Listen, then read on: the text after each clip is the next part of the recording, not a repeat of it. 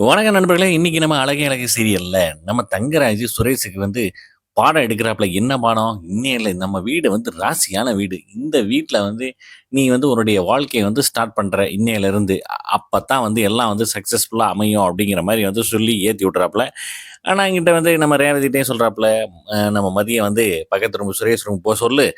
அவங்க இன்னையிலேருந்து ஸ்டார்ட் பண்ணட்டும் அப்படிங்கிறாப்புல. 2 சுரேஷ் ரூம்ல இருக்காப்புல. அந்த நேரம் போயிட்டு நம்ம தங்கராஜும் இதெல்லாம் சென்டெல்லாம் அடிச்சுவுட்டு, "மாப்ள எப்புட்றா அப்பத்தான்டா எல்லாம் சக்சஸ் ஆகும்." அப்படிங்கிற மாரி இது சொல்றாப்புல. இங்கிட்டு ரேவதியும் போயிட்டு மதியம் அனுப்பி வைக்கிறாங்க. "நீ அங்க போம்மா, அங்க தான் சுரேஷ் இருக்காப்புல." அப்படிங்கிறாப்புல. "ஏன்னா குழந்தைய நான் பார்த்துக்கிறேன்." அப்படின்ட்டு.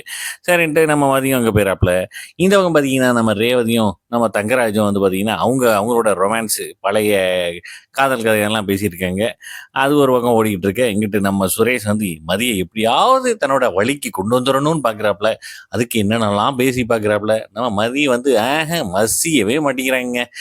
இந்த பொண்ணுங்களுக்கு இவ்வளோ திமிரு ஆகாதுன்னு சொல்லி வாய விட்டு மாட்டிக்கிறாப்புல. கடைசியா பார்த்தீங்கன்னா, நம்ம சுரேஷ் கொஞ்சம் ரஃப் அண்ட் டஃப்பா இறங்க ஆரம்பிக்கிறாப்புல. யார்ட்ட? நம்ம மதிட்ட. மதிட்ட சும்மாவே வேகுமா? பருப்பு வேகவே வேகாது. வன்பா போனா கூட ஓகே.